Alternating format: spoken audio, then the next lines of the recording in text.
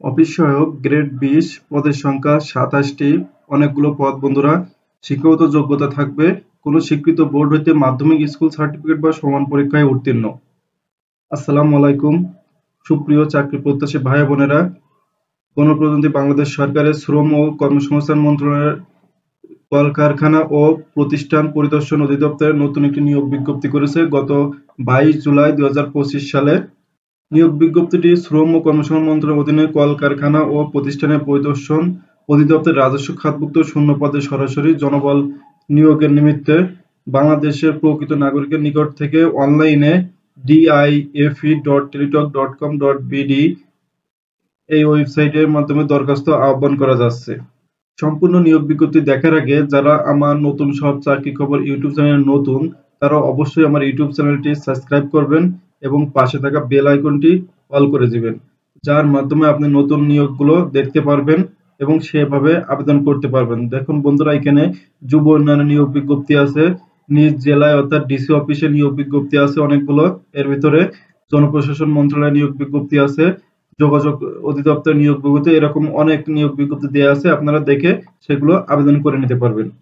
চলুন এবার সম্পূর্ণ নিয়োগ বিজ্ঞপ্তিটি দেখি। আশা করি শুরু থেকে শেষ পর্যন্ত ভিডিওটি দেখবেন। এই ভিডিওর মাধ্যমে আমি চেষ্টা করব শিক্ষাগত যোগ্যতা কি লাগবে, আবেদন শুরু কত তারিখ থেকে এবং আবেদন শেষ হবে কত তারিখে, আবেদন ফি কত টাকা হতে পারে, পরীক্ষা কোথায় হবে, পরীক্ষা লিখিত হবে না এমসিকিউ হবে, এ টু জেড এই ভিডিওর মাধ্যমে আমি তুলে ধরার চেষ্টা করব। আশা করি ধৈর্য ধরে ভিডিওটি দেখবেন। প্রথমে আছে প্রধান সহকারী গ্রেড 13 পদের সংখ্যা 4টি। শিক্ষাগত যোগ্যতা থাকছে কোনো স্বীকৃত বিশ্ববিদ্যালয় বা প্রতিষ্ঠান হতে দ্বিতীয় শ্রেণীর বা সমমানের সিজিপিএ থাকতে হবে এবং এমএস ওয়ার্ড ও এক্সেল সহ কম্পিউটার চালানোর পারদর্শিতা থাকতে হবে। 2 নম্বরে আছে হিসাবরক্ষক গ্রেড 13 পদের সংখ্যা 1টি। শিক্ষাগত যোগ্যতা কোনো স্বীকৃত বিশ্ববিদ্যালয় প্রতিষ্ঠান হতে বাণিজ্য বিভাগের স্নাতক ডিগ্রি থাকতে হবে।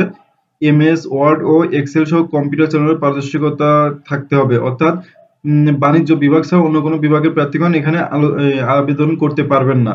3 নম্বরে রয়েছে ষাটলিপিকার কাম কম্পিউটার অপারেটর গ্রেড 13 পদের সংখ্যা 1টি। কোনো স্বীকৃত বিশ্ববিদ্যালয় হতে ন্যূনতম দ্বিতীয় শ্রেণী বা সমমানের সিজিপিএতে স্নাতক ডিগ্রি থাকতে হবে। কম্পিউটার ব্যবহারের দক্ষতা থাকতে হবে। ষাটলিপির ক্ষেত্রে বাংলায় 50 শব্দ এবং ইংরেজিতে 80 শব্দ থাকতে হবে এবং কম্পিউটারের ক্ষেত্রে বাংলায় 25 শব্দ এবং ইংরেজিতে 30 শব্দ থাকতে হবে। পরিসংখ্যান সহকারী গ্রেড 13 শিক্ষাগত যোগ্যতা 1টি। কোনো স্বীকৃত বিশ্ববিদ্যালয় বা প্রতিষ্ঠান হতে গণিত, অর্থনীতি বা পরিসংখ্যান বিষয়ে ন্যূনতম দ্বিতীয় শ্রেণীর বা সমমানের সিজিপিএতে স্নাতক ডিগ্রি থাকতে হবে। এমএস ওয়ার্ড ও এক্সেল সহ কম্পিউটার চালানোর পারদর্শিতা থাকতে হবে। 5 নম্বর আছে ষাট মুদ্রাক্ষরিক কাম কম্পিউটার অপারেটর গ্রেড 14 পদের সংখ্যা 5টি। অনেকগুলো পদ। কোনো স্বীকৃত বিশ্ববিদ্যালয় হতে ন্যূনতম দ্বিতীয় শ্রেণী বা সমমানের সিজিপিএতে স্নাতক ডিগ্রি থাকতে হবে। কম্পিউটার ব্যবহারের দক্ষতা থাকতে হবে। ব্যবহারিক পরীক্ষার ক্ষেত্রে ষাটলিপিতে বাংলায় 45 শব্দ এবং ইংরেজিতে 70 শব্দ থাকতে হবে এবং কম্পিউটারের ক্ষেত্রে বাংলায় 25 শব্দ এবং ইংরেজিতে 30 শব্দ থাকতে হবে। ডাটা এন্ট্রি অপারেটর পদের সংখ্যা 1টি। শিক্ষাগত যোগ্যতা উচ্চ মাধ্যমিক সার্টিফিকেট থাকতে হবে এবং কম্পিউটার মুদ্রাক্ষরিকে বাংলায় এবং ইংরেজিতে 20 শব্দ থাকতে হবে। এরপরে আছে অফিস সহকারী কাম কম্পিউটার মুদ্রাক্ষরিক পদের সংখ্যা 8টি। অনেকগুলো পদ বন্ধুরা, অনেক ভালো চাকরি। কোনো স্বীকৃত বোর্ড হতে ন্যূনতম উচ্চ মাধ্যমিক সার্টিফিকেট থাকতে হবে। কম্পিউটারের ব্যবহারের দক্ষতা থাকতে হবে এবং কম্পিউটারের গতি বাংলায় 20 এবং ইংরেজিতে 20 শব্দ থাকতে হবে। 8 নম্বরে রয়েছে হিসাব সহকারী গ্রেড 16 পদের সংখ্যা 1টি। শিক্ষাগত যোগ্যতা বাণিজ্য বিভাগে উচ্চ মাধ্যমিক সার্টিফিকেট থাকতে হবে। বাণিজ্য বিভাগ ছাড়া অন্য কোনো বিভাগ মানে আপনার বিজ্ঞান বা মানবিক বিভাগের প্রার্থীগণ এখানে আবেদন করতে পারবেন না। এমএস ওয়ার্ড ও এক্সেল সহ কম্পিউটার চালানোর পারদর্শিতা থাকতে হবে।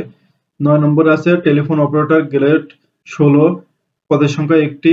শিক্ষাগত যোগ্যতা উচ্চ মাধ্যমিক সার্টিফিকেট থাকতে হবে এবং কম্পিউটার চালানোর পারদর্শিতা থাকতে হবে।